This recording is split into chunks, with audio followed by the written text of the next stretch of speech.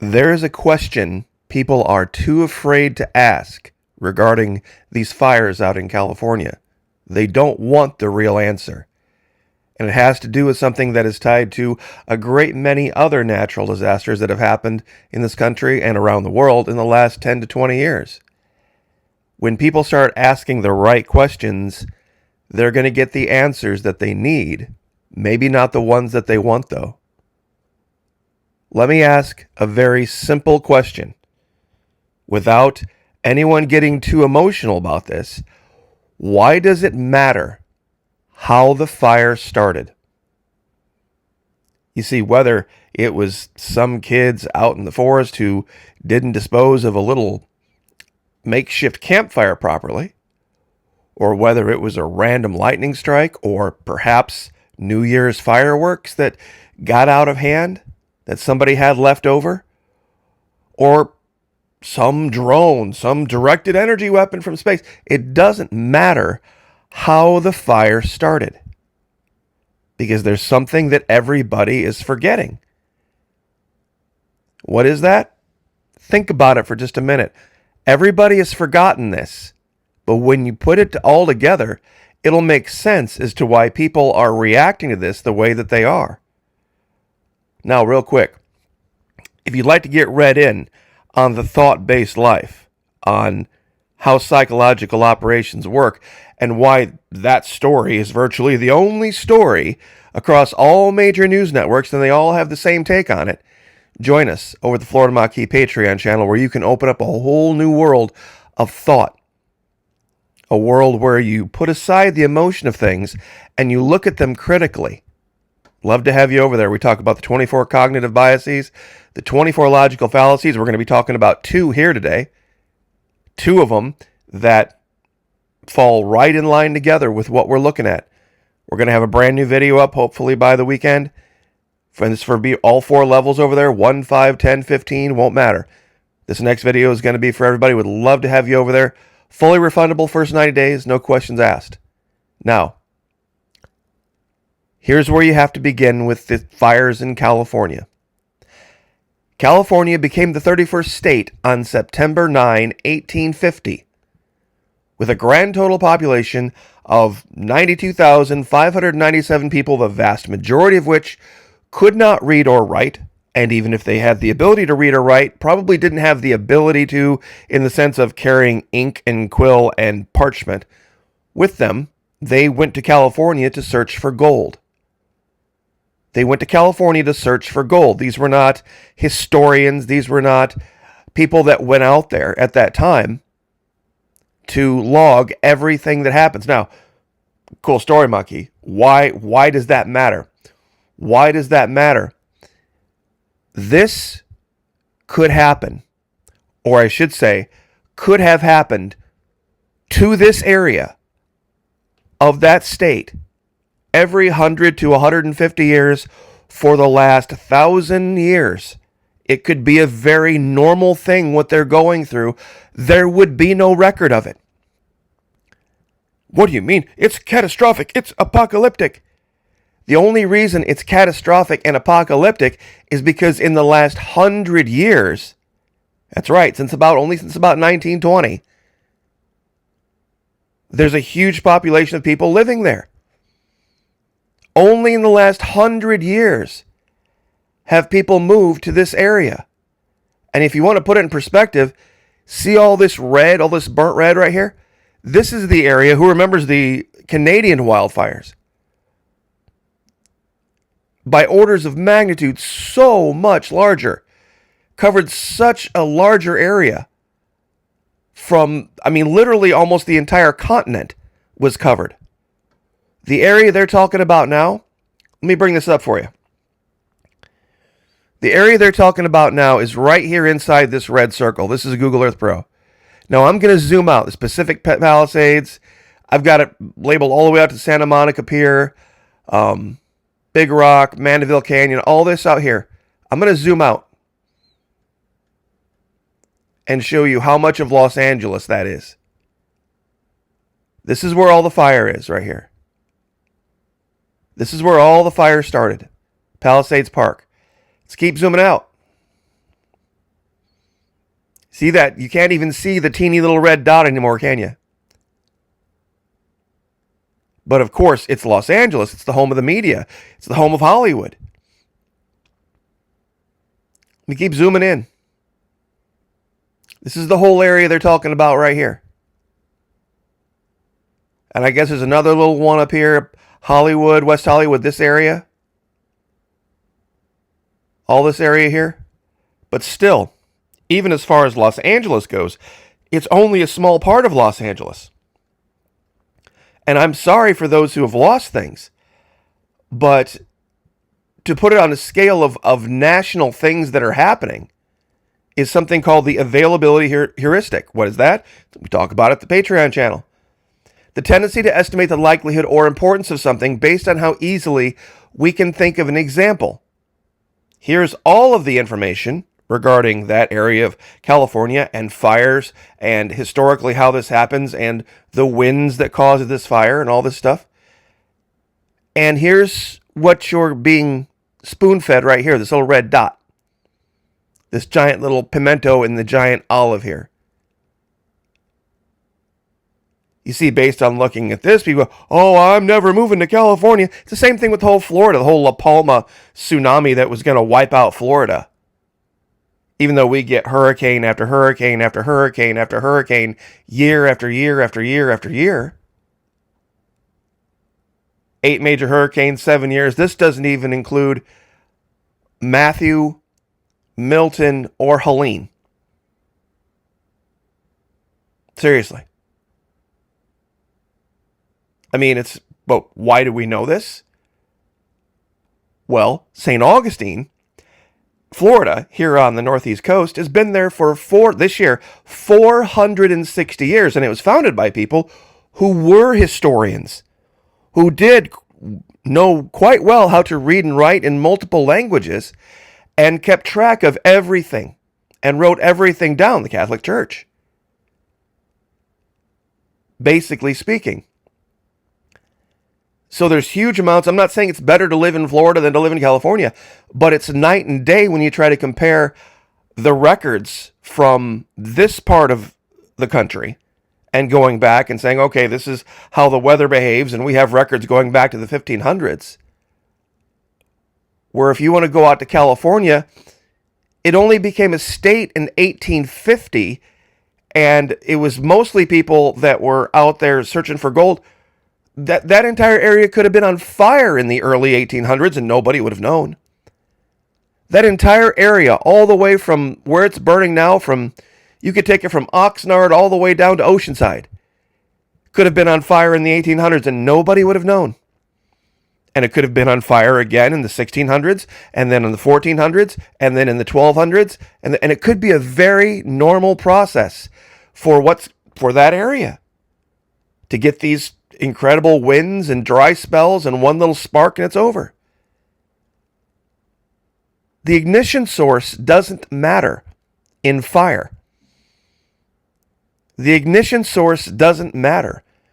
Even if you say, okay, if it was a dew, with that amount of fuel and that amount of wind, all you would need is a sparkler. All you would need is a book of matches, or some kids out there with a campfire roasting hot dogs, or even just a random lightning strike.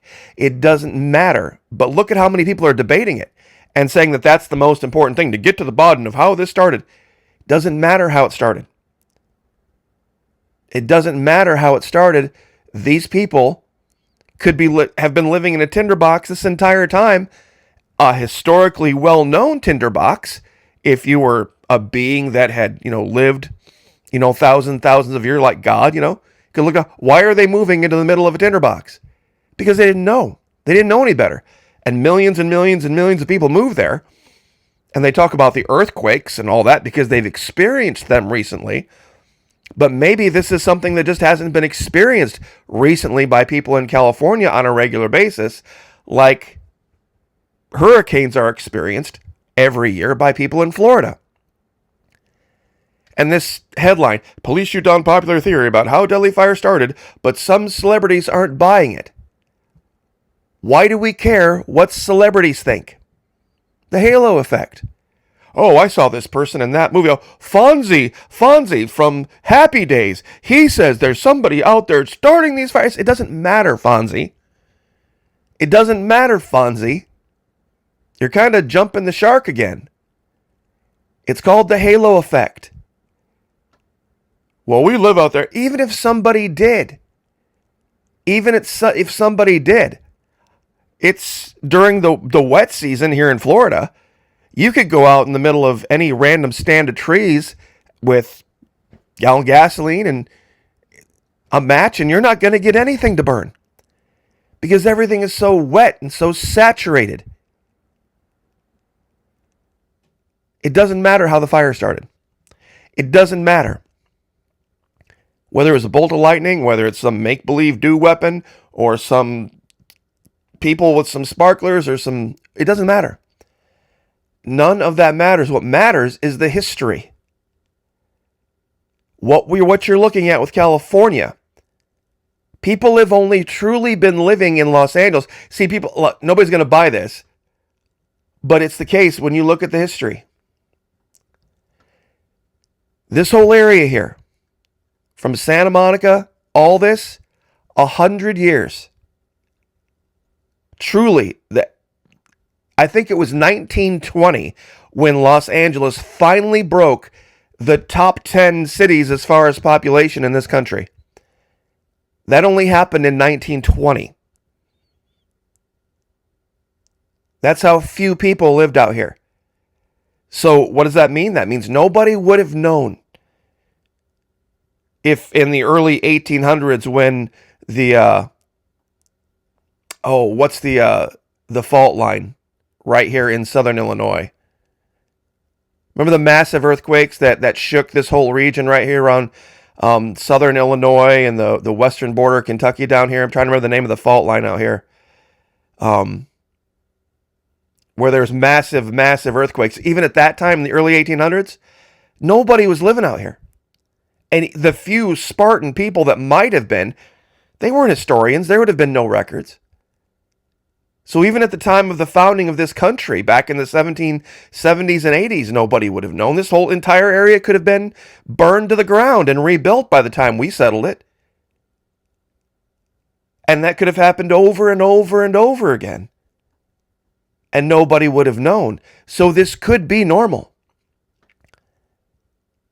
This could be normal. What's the proof of that? Go look up the Canadian wildfires. I'm sure a lot of people, oh yeah, back in 23, yeah. Go look up the Canadian wildfires, this whole area. This whole area was absolutely, here's even a better map. Everything from almost all the way to Alaska to Newfoundland. Huge area of wildfires. Could be a normal process. This area up here in Canada, all this up here, nobody lived up here.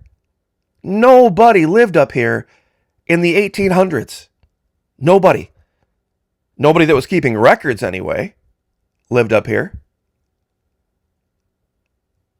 So just saying, and the entire population of Canada, even now, is somewhere between the population of Florida and Texas. Texas has more people. If I'm not mistaken, it's like 30 million people. This whole country. So, just saying. PSYOPs. Availability heuristic. The halo effect. Celebrities think something weird is happening, so clearly something weird must be happening when it could be very normal. And given that it's this teeny tiny area, but it's a very specific teeny tiny area, everybody blows it out of proportion. And I'm sorry. I am so sorry the people that live there have lost what they've lost. But Hollywood does do this. It was the same thing with 9/11. A couple buildings got knocked down up northeast. Didn't affect most of the country. Dominated the news for 10 years. And this out here because, once again, head of the whole heart of the entertainment industry for the world, this is going to be the end of the world as we know it. Apocalyptic Armageddon, when it's literally this teeny tiny little itty bitty dot way over here on the map. And this area, and like I said, this could have burned down so many times in the last 1,000 years. It could be just a normal process. I mean, we used to talk about, Armageddon when we talked about like the caldera blowing out here. That would be a volcano the size of, the state of Utah or something like that. That would blow and then blanket the entire country in, soot and ash. But this is just a little, little in the sense if you live there, it's not little. But the hurricanes that hit Florida every year hit much larger areas and damage much larger areas. Hurricane Matthew came all the way to the edge of Florida here just north of West Palm and raked up the coast back in 2016, and it destroyed city after city after city after city as a Category 4. From Jacksonville all the way to West Palm Beach. Hundreds and hundreds and hundreds of miles. St. Augustine was almost wiped off the map by Hurricane Matthew back in 2016. We hear a lot about, the Gulf hurricanes, and they do the damage too. Louisiana got hit by 3 of them. In 1 year. 3 of them in 1 year.